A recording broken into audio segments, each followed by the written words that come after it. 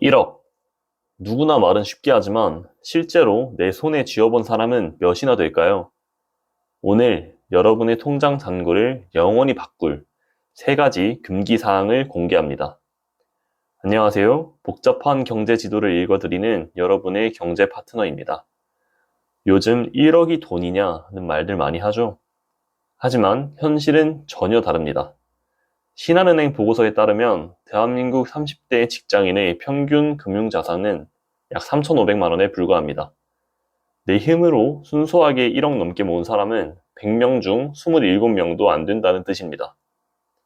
도대체 왜 대다수의 사람들이 이 1억이라는 문턱에서 좌절하는 걸까요? 그건 여러분이 무언가를 안 해서가 아니라 절대로 해서는 안 될 행동을 하고 있기 때문입니다. 지금부터 그 치명적인 단서들을 하나씩 추적해 보겠습니다. 첫 번째 단서는 사라진 방어막입니다. 통계에 따르면 2030 세대의 약 37%는 비상금이 100만 원도 없습니다. 그런데 이들이 가장 먼저 하는 게 뭔지 아십니까? 바로 투자입니다. 이게 왜 위험할까요? 시장 리스크보다 무서운 건 바로 내 급전이기 때문입니다. 갑자기 돈 쓸 일이 생겼을 때 울며 겨자 먹기로 마이너스 난 주식을 헐값에 파는 순간 여러분의 수익률은 처참하게 무너집니다. 이걸 경제학에서는 유동성 함정이라고 합니다.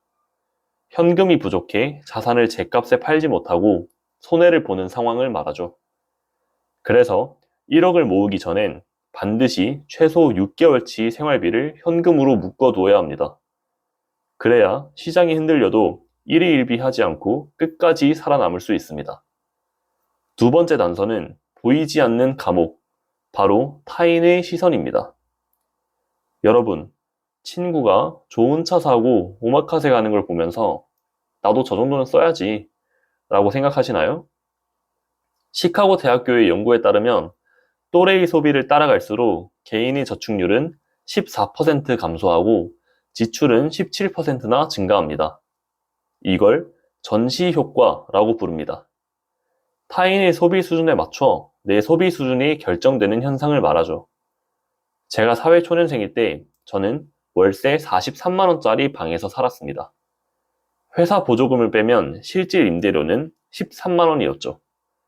여름엔 덥고 겨울엔 추웠지만 그 외로운 길을 선택했기에 남들보다 빠르게 시드머니를 모았습니다.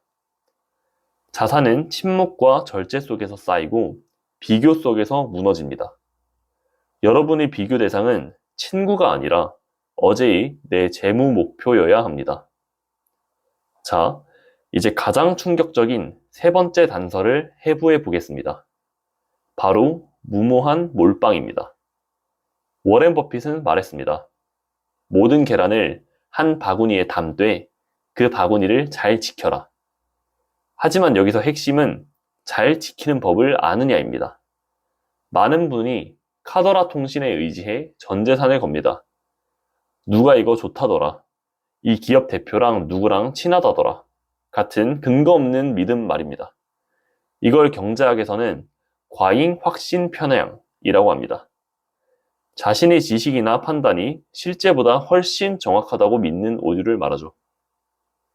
천재 과학자 뉴턴조차 이 과도한 자신감 때문에 남의 회사 주식에 몰빵했다가 전 재산을 잃었습니다.